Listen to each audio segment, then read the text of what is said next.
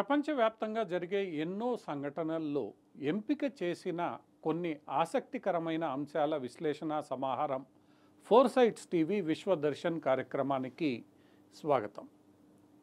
ప్రపంచవ్యాప్తంగా పలు దేశాల్లో ఎన్నో రకాల అంశాల మీద ప్రజలు చర్చించుకుంటూ ఉంటారు. ఎన్నో సంఘటనలు జరుగుతూ ఉంటాయి. వాటిల్లో కొన్ని సంఘటనలను భారతీయ ప్రజలకు ఆసక్తి కలిగించే వాటిని ఎంపిక చేసి ఈ విశ్వదర్శన్ కార్యక్రమం ద్వారా మీ ముందు ఉంచుతున్నాం. వాటిని వివరించి అర్థం చేసుకునే ప్రయత్నం మనం చేస్తున్నాం.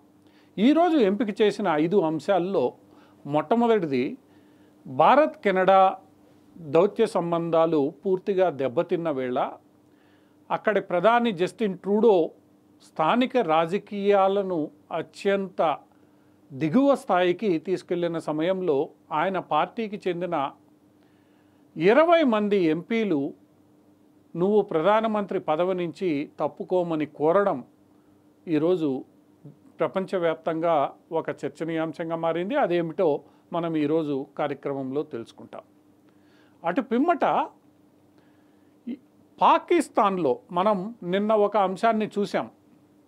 పాకిస్తాన్లో 64 సంవత్సరాల తర్వాత పంజాబ్ ప్రావిన్స్లో ఒక దేవాలయాన్ని పునర్నిర్మించడం అన్న అంశాన్ని మనం అర్థం చేసుకునే ప్రయత్నం చేశాం. ఈరోజు పాకిస్తాన్ అంటే రేపు రాబోయే దీపావళిని దృష్టిలో పెట్టుకొని పాకిస్తాన్లోని పంజాబ్ రాష్ట్రం అక్కడ ఉన్న హిందూ సిక్కు కుటుంబాలకు 10,000 పాకిస్తాన్ రూపాయలను బహుమతిగా ఇవ్వాలని నిర్ణయం తీసుకుంది.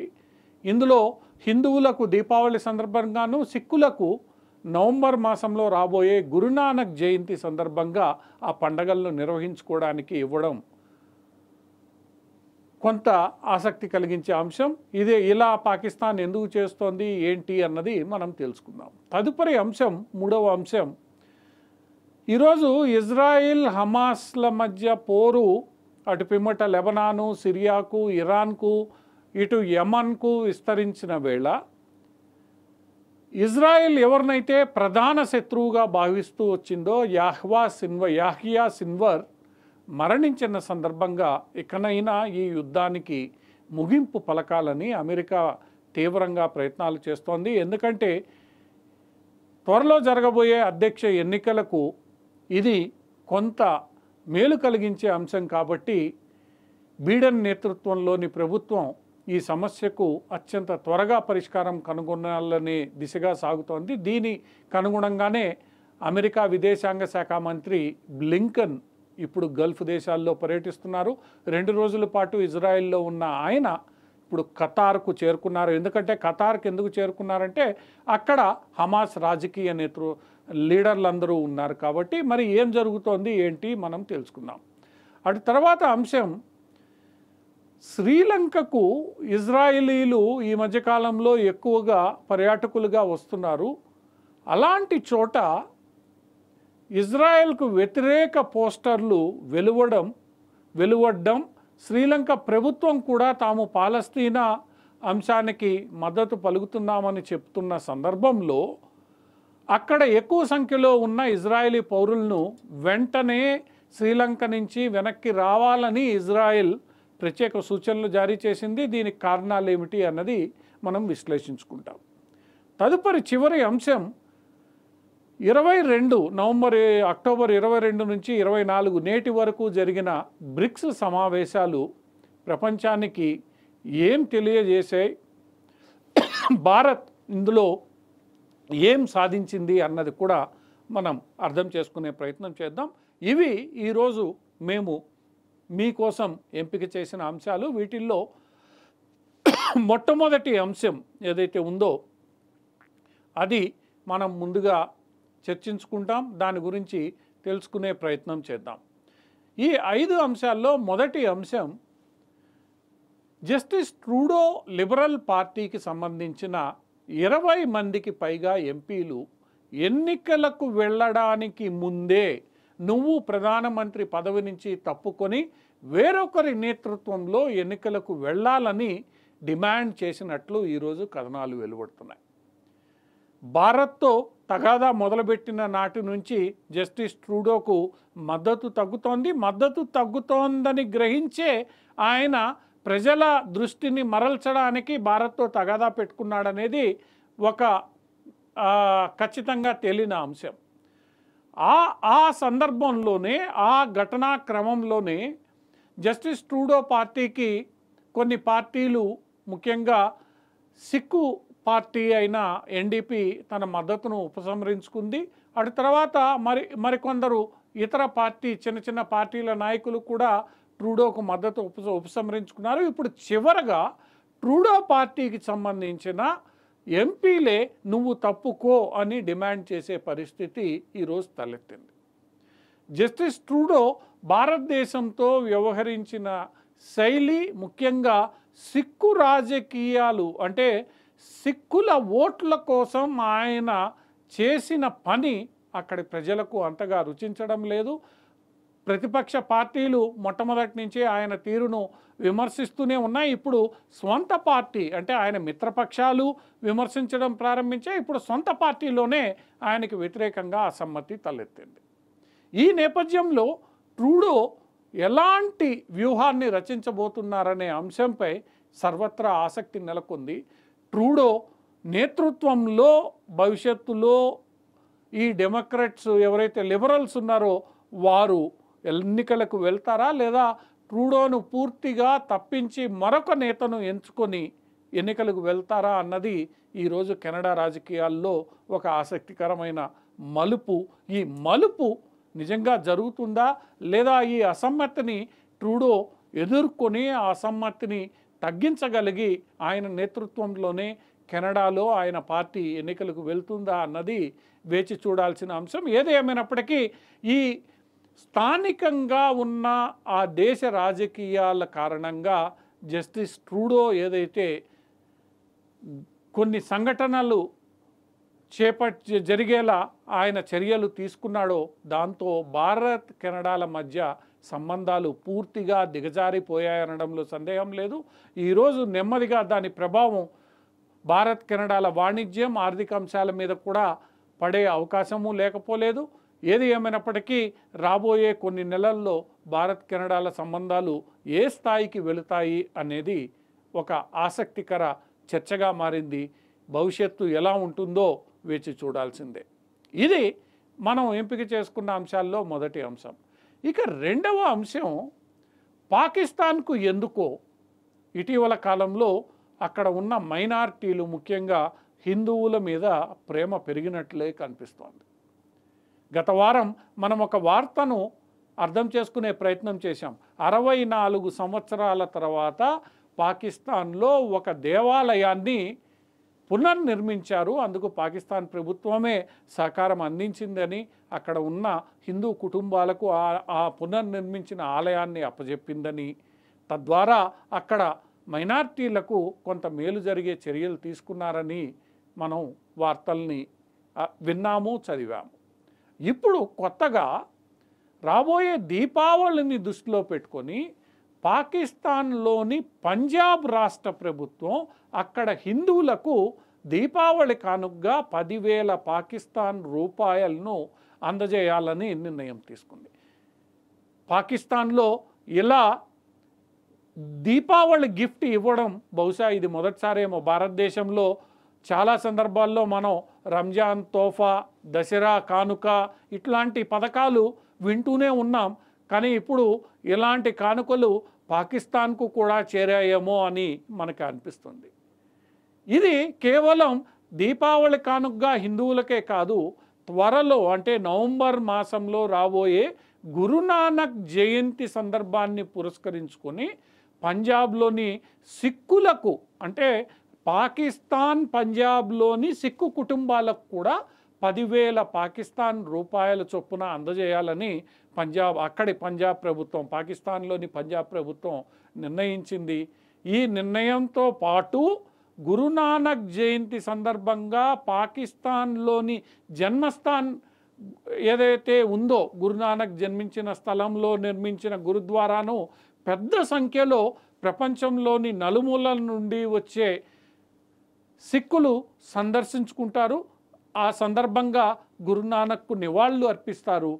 ఆ సందర్భంగా వచ్చే సిక్కులకు కూడా అత్యంత ఆదరణీయ అతిథి మర్యాదలు చేయాలని కూడా పంజాబ్ ప్రభుత్వం నిర్ణయించింది.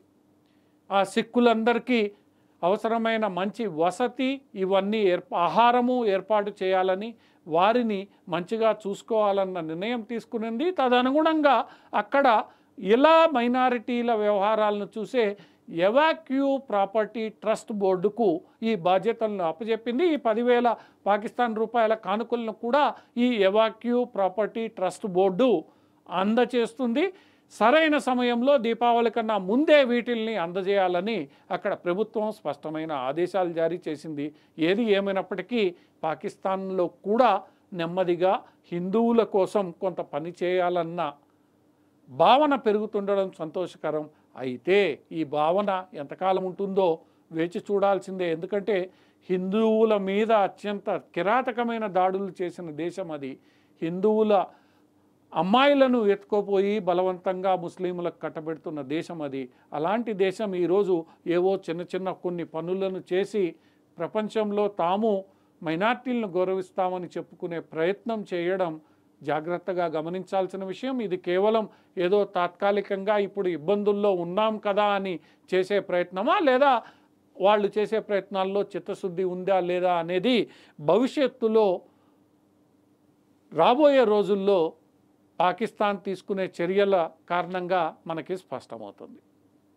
ఇక తదుపరి అంశం, గల్ఫ్లో శాంతిని నెలకొల్పడానికి బిడెన్ నేతృత్వంలోని అమెరికా ప్రభుత్వం విశ్వ ప్రయత్నాన్ని, అంటే తీవ్రమైన ప్రయత్నాన్ని మొదలుపెట్టింది. ఎందుకంటే 13 రోజుల్లో అమెరికా అధ్యక్ష పదవికి ఎన్నికలు జరుగుతున్న వేళ డొనాల్డ్ ట్రంప్ ఎవరైతే అధ్యక్ష పదవి ఎన్నికల అభ్యర్థిగా రిపబ్లికన్ల తరపున పోరాడుతున్నారో ఆయన పదే పదే ఆరోపిస్తున్నాడు, నేనుంటే దీనిని ఈ పాటికి ముగించేవాణ్ణి, ఈ డెమోక్రట్లకు బీడెన్కు చిత్తశుద్ధి లేదు, చేత కావడం లేదు కాబట్టి ఇలా జరుగుతోంది, ఇంకా కొనసాగుతోంది అని ట్రంప్ తన ఎన్నికల ప్రచారంలో తీవ్రంగా విమర్శలు గుప్పిస్తున్నాడు, ఆరోపిస్తున్నాడు. బీడెన్ చేతగాని వాడని ఆయన పదే పదే చెప్తున్నాడు. ఇది కొంతమేర ఓటర్ల మీద ప్రభావం చూపే అవకాశం ఉంది. కాబట్టి గత కొంతకాలంగా అమెరికా అధ్యక్షుడు బీడెన్ నేతృత్వంలోని ప్రభుత్వం ఈ యుద్ధానికి ముగింపు పలకాలని తీవ్రంగా శ్రమిస్తోంది. అయితే అప్పటికి కూడా ఇరాన్ మద్దతు ఉన్న ఈ తీవ్రవాద ముఠాలు అందుకు అంగీకరించడం లేదు. దాంతో అటు ఇజ్రాయిల్ బీడెన్ మాట వినడం లేదు, ఇరాన్కు చెప్పే పరిస్థితి లేదు. అటువంటి వేళ ఇజ్రాయిల్ హిజ్బుల్లా నేతలను వరుసగా సంహరించడము, అట్లనే హమాస్కు సంబంధించిన ముఖ్యమైన నేతలను తుదముట్టించడం కాకుండా తన లక్ష్యంగా భావించబడే, అంటే తను ఎవరినైతే తుదముట్టించిన తర్వాతే వెనక్కి తగ్గుతానని ఇజ్రాయెల్ ప్రకటించిందో అలాంటి యాహ్యా సిన్వర్ను చంపివేసిన తర్వాత ఇకనైనా చాలు బాబు, మీరు ఈ యుద్ధానికి ముగింపు పలకండి, ముగింపు పలికి ఈ శాంతి నెలకొల్పండి అని అమెరికా అధ్యక్షుడు గట్టిగా వీళ్ళకి చెప్పే ప్రయత్నం చేస్తున్నాడు. అందుకే స్వయంగా ఆయన విదేశాంగ శాఖ మంత్రిని ఇజ్రాయెల్కు పంపాడు. 2 రోజుల పాటు బ్లింకన్ ఎవరైతే అమెరికా విదేశాంగ శాఖ మంత్రిగా ఉన్నారో ఆయన ఇజ్రాయెల్ ప్రధాని, ఇజ్రాయెల్ ప్రభుత్వంతో చర్చలు జరిపారు.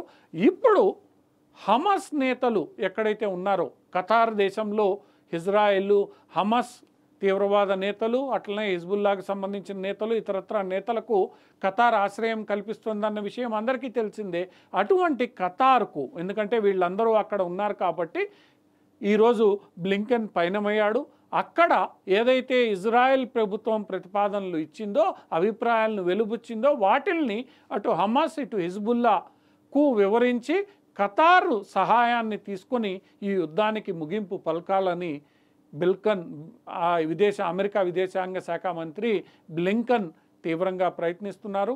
బ్లింకన్ కృషి ఫలిస్తుందని, గల్ఫ్లో శాంతి నెలకొల్పబడుతుందని ఆశిద్దాం. ఎందుకంటే ఇప్పటికే ఎందరో వేలాది పౌరులు అక్కడ ప్రాణాలు కోల్పోతున్నారు. ఇజ్రాయెల్ కూడా ఇబ్బంది పడుతూ ఉంది. ఎవరు కూడా అక్కడ పూర్తిస్థాయి యుద్ధం కావాలని కోరుకోవడం లేదు. ముఖ్యంగా గల్ఫ్ దేశాలు కోరుకోవడం లేదు, భారత్ చైనా లాంటి దేశాలు కోరుకోవడం లేదు. ఎందుకంటే అక్కడ యుద్ధం వస్తే చమురు దొరకదు, చమురు ధరలు పెరిగిపోతే ఆయా దేశాల ఆర్థిక వ్యవస్థలు కుప్పకూలిపోతాయి. అందుకే బ్లింకెన్ ఈ మొత్తం వ్యవహారంలో ఈ శాంతి ప్రక్రియను విజయవంతం చేయడంలో ముందుకు సాగుతారనే ప్రపంచమంతా ఆసక్తిగా ఎదురు చూస్తోంది. ఈ రాబోయే 2-3 రోజుల్లో ఇది ఫలిస్తుందా లేదా విఫలమవుతుందా తేలిపోనుంది. ఈ మొత్తం వ్యవహారం ఈరోజు కేవలం గల్ఫ్ దేశాలు, ఇజ్రాయెల్ హమాస్ మధ్యలోనే కాదు, అన్ని దేశాలు కూడా కొంత ఆసక్తిగా ఎదురు చూస్తున్నాయి. ఇక తదుపరి అంశం అది ఇజ్రాయిల్ తన దేశ పౌరులు ఎవరైతే శ్రీలంకలో టూరిస్టులుగా ఈరోజు హాలిడే నిర్వహించుకుంటున్నారో వాళ్ళందరినీ హాలిడే ముగించుకుని వెనక్కి రమ్మని ఒక సూచన జారీ చేసింది. వీళ్ళందరినీ హాలిడే ముగించుకుని వెనక్కి రమ్మడానికి కారణం అక్కడ యుద్ధంలో పాల్గొనడానికో లేదా ఇజ్రాయిల్ యుద్ధభూమిలో ఉందనో కాదు. ఇటీవల గత 2-3 రోజులుగా శ్రీలంకలో కొన్ని పరిణామాలు జరిగాయి. అవేమిటంటే శ్రీలంక ప్రభుత్వం స్వయంగా పాలస్తీనాకు మద్దతు పలుకుతూ పాలస్తీనాలకు తాము నైతికంగా వెన్నంటి ఉంటామని స్వయంగా ప్రకటించింది. ఆ ప్రకటన అక్కడి వామపక్ష ప్రభుత్వం సహజసిద్ధంగా చేసిందే. ఎందుకంటే వామపక్షాలు ముఖ్యంగా ఎవరైతే కమ్యూనిస్ట్ పార్టీ నాయకులు ఉన్నారో, వామపక్షవాదులు ఉన్నారో, లిబరల్స్ ఉన్నారో వాళ్ళు హమాస్కు మద్దతుగానే ఉంటారు, ఇజ్రాయెల్కి మద్దతు పలకరు. అయితే శ్రీలంక ప్రభుత్వం చేసిన ప్రకటనను అందిపుచ్చుకొని శ్రీలంకలోని కొన్ని ముస్లిం గ్రూపులు ఎక్కడైతే ఇజ్రాయిల్ పర్యాటకులు ఎక్కువగా ఉంటారో అక్కడ ఇజ్రాయెల్కు వ్యతిరేకంగా పోస్టర్లను పెట్టారు. పోస్టర్లను పెట్టడమే కాకుండా అక్కడ ఇజ్రాయిల్ను టార్గెట్ చేసుకునే ప్రయత్నాలు చేస్తున్నాయని ఇంటెలిజెన్స్ వర్గాల సమాచారం. ఈ సమాచారాన్ని తెలుసుకున్న ఇజ్రాయిల్ వెంటనే తమ దేశ పౌరులు శ్రీలంకను వదిలి వెనక్కి రావాలని, అక్కడ ఉంటే ప్రమాదమని, మీ మీద దాడులు జరిగే అవకాశాలు ఉన్నాయని హెచ్చరికలు జారీ చేసింది. అయితే ఇలాంటి హెచ్చరికల నేపథ్యంలో ఎక్కడ పర్యాటకులు రావడం ఆగిపోతే, ఎందుకంటే ఈరోజు శ్రీలంకను సందర్శించే పర్యాటకుల్లో ఇజ్రాయెల్ సంఖ్య గణనీయంగా ఉంటుంది, తమ ఆదాయం తగ్గిపోతుంది అనుకుందో ఏమో శ్రీలంక ప్రభుత్వం వెంటనే రంగంలోకి దిగి పాలస్తీనాకు మేము నైతికంగా మద్దతు ఇస్తున్నాం కానీ ఇజ్రాయెల్కు వ్యతిరేకం కాదని ప్రకటించాల్సి వచ్చింది. ఇజ్రాయేలీ పౌరుల రక్షణ బాధ్యత తమ ప్రభుత్వం తీసుకుంటుందని, ఎవరూ వెనక్కి వెళ్లాల్సిన అవసరం లేదని, తమ ప్రణాళిక ప్రకారం అక్కడ పర్యాటకులుగా తమ యాత్రను ముగించుకొని వెళ్ళవచ్చని ప్రకటించే పరిస్థితి ఏర్పడింది. ఏది ఏమైనప్పటికీ అక్కడ ప్రభుత్వం చేసిన ఒక ప్రకటన ఈరోజు ఇజ్రాయిల్ పర్యాటకులను తగ్గించే దిశగా సాగడం శ్రీలంక ప్రభుత్వానికి మింగుడు పడిన అంశం. ఇది మాల్దీవులు భారత్ వ్యతిరేక చర్యల కారణంగా ఎలాంటి నష్టాన్ని చవిచూసిందో మనకు అర్థమైన విషయమే. అటువంటి పరిస్థితి ఈరోజు శ్రీలంకలో ఉత్పన్నమయ్యే పరిస్థితి తలెత్తింది. మరి దీన్ని శ్రీలంక ఎలా పరిష్కరిస్తుందో వేచి చూడాల్సిందే. ఇక చివరి అంశం బ్రిక్స్ సమావేశాలు. రష్యాలోని కజాన్ నగరంలో అక్టోబర్ 22 నుంచి 24 అంటే నేటి వరకు జరిగిన సమావేశాలు 3 రోజుల పాటు జరిగాయి. ఇందులో బ్రిక్స్ వ్యవస్థాపక దేశాలైన 5 దేశాలు Brazil, Russia, China, South Africa, భారతదేశాలు పాల్గొంటుండగా మొట్టమొదటిసారి బ్రిక్స్లో మరికొందరు కొత్త సభ్యులను చేర్చుకోవడం జరిగింది. అందులో Egypt, Ethiopia, United Arab Emirates, అలానే ఈ ఇరాన్తో పాటు టర్కీ కూడా బ్రిక్స్లో ఈరోజు సభ్యులుగా చేరడం, దాంతో 5 దేశాల బ్రిక్స్ కాస్త 10 దేశాల బ్రిక్స్గా విస్తరించింది. ఇంకా బ్రిక్స్లో చేరడానికి చాలా దేశాలు ఉత్సాహం చూపుతున్నారనే వార్తలను లేదా సంకేతాలను బ్రిక్స్ సమావేశానికి అధ్యక్షత వహించిన రష్యా అధ్యక్షుడు పుతిన్ వెల్లడించారు. ఒక రకంగా చూస్తే ప్రపంచ ఆర్థిక వ్యవస్థలో 40% దగ్గరగా ఉన్న ఆర్థిక వ్యవస్థలకు చెందిన దేశాలు ఈరోజు అక్కడ సమావేశమయ్యాయి.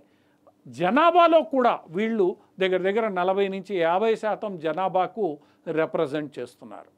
ఈ బ్రిక్స్ అనేది పాశ్చాత్య దేశాల కూటమికి ప్రత్యామ్నాయంగా ఈరోజు ప్రపంచం ముందు పెట్టబడింది, విజయవంతంగా ముందుకు సాగుతోంది. ఎందుకంటే అమెరికా నాయకత్వంలో ఉండే కూటములకు ప్రత్యామ్నాయంగా ఎదుగుతున్న దేశాల కూటమిగా బ్రిక్స్ ఈరోజు ప్రపంచం ముందుకు వచ్చింది, గట్టిగా పనిచేస్తోంది, ప్రపంచ దేశాల నమ్మకాన్ని చూరకుంటోందన్న విషయం మనకి ఈరోజు బ్రిక్స్ పెరుగుతున్న విధానాన్ని, బ్రిక్స్లో సభ్యులుగా చేరడానికి పలు ఆఫ్రికా, లాటిన్ అమెరికా అంటే దక్షిణ అమెరికా, ఆఫ్రికా, ఆసియా దేశాలు చూపుతున్న ఆసక్తే మనకి తెలియజేస్తోంది.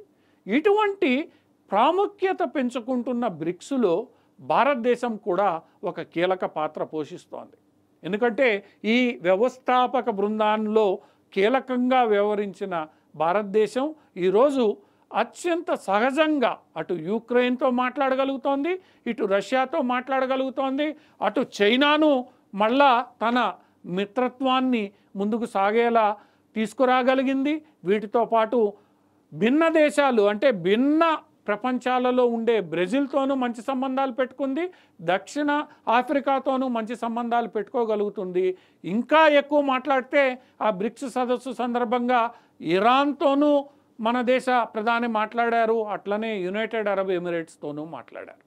అంటే బ్రిక్స్ దేశాలన్నీ ఈరోజు తీవ్రవాదము, ఇంకొక వాదము, ఇటువంటి వాటన్నిటినీ పక్కన పెట్టి అభివృద్ధి చెందుతున్న దేశాలకు వాటి యొక్క అవసరాల ప్రాధాన్యతే ముఖ్యమని గ్రహించిన కూటమిగా పేరు రావడం, అందులో భారత్ కీలక పాత్ర పోషించడం ఇప్పుడు కజాన్లో జరిగిన, రష్యాలోని కజాన్ నగరంలో జరిగిన బ్రిక్స్ దేశాల శిఖరాగ్ర సమావేశాల ద్వారా వెల్లడైంది. ఈ శిఖరాగ్ర సమావేశాల్లో భారత్ తన వైఖరిని చాలా స్పష్టంగా అందరి ముందు ఉంచింది. ఈ వైఖరి పట్ల అన్ని దేశాలు కొంత సంతృప్తిని వ్యక్తం చేశాయి. తీవ్రవాదం విషయంలో కానీ, పాశ్చాత్య దేశాల ఆర్థిక వ్యవస్థకు ప్రత్యామ్నాయ ఆర్థిక వ్యవస్థను తయారు చేయడంలో కానీ భారత్ ఇచ్చిన సలహాలు, సూచనలను అందరూ అంగీకరించారు. ఈ దిశగా కృషి చేయాలని వీళ్ళందరూ తీర్మానించారు. ఈరోజు భారత్ పాశ్చాత్య దేశాల కూటములు అంటే G7, G20లో కూడా కీలక పాత్ర పోషిస్తోంది. అదే సందర్భంలో దానికి ప్రత్యామ్నాయంగా ఎదుగుతున్న మరొక కూటమిలో కూడా కీలకంగా ఉండడం ప్రపంచ దేశాలలో, ప్రపంచ రాజకీయాల్లో ఈరోజు భారతదేశానికి పెరుగుతున్న ప్రాధాన్యతను తెలియజేస్తోంది. ఈ బ్రిక్స్ నాయకులు ఈ 3 రోజుల శిఖరాగ్ర సమావేశం తర్వాత ప్రపంచ రాజకీయాల్లో ఒక ప్రత్యామ్నాయ వ్యవస్థ తాము తయారు చేసి చూపించగలమని, ఈ ప్రత్యామ్నాయ వ్యవస్థ ఈరోజు ప్రపంచానికి అవసరమని, ఎందుకంటే ఏదైతే ఐక్యరాజ్య సమితి ఉందో ఐక్యరాజ్య సమితి ఈరోజు బలహీనంగా మారిపోయి చేతగాని దానిగా మిగిలిపోయిన వేళ ప్రపంచంలో జరుగుతున్న పలు సంఘటనల్లో పూర్తి స్వతంత్రంగా మాట్లాడగలిగే ఒక సమూహం ఈరోజు ఉందని బ్రిక్స్ సమావేశం వెల్లడించింది. అందులో భారత్ కీలక పాత్ర పోషిస్తుండడం, భారత ప్రధాని ఒక అత్యంత గౌరవప్రదమైన స్థానంలో ఈరోజు బ్రిక్స్ సమావేశాల్లో పాల్గొనడం ప్రపంచానికి బ్రిక్స్తో పాటు భారత్ ఇస్తున్న ఒక మంచి సందేశం. ఈ సందేశం భవిష్యత్తులో ఇంకా పలు మంచి పనులను చేయడానికి భారత్ను, బ్రిక్స్ను ముందుకు తీసుకెళ్తుందని ప్రపంచ ప్రజలు అందరూ ఆసక్తిగా చూస్తున్నారు. రాబోయే రోజుల్లో బ్రిక్స్తో పాటు భారత్ కూడా ప్రపంచంలో ఎన్నో మార్పులకు కారణమవుతుందని వీరు ఆశిస్తున్నారు. ఇది ఈ బ్రిక్స్ సమావేశాల ద్వారా ప్రపంచానికి అందుతున్న సందేశం.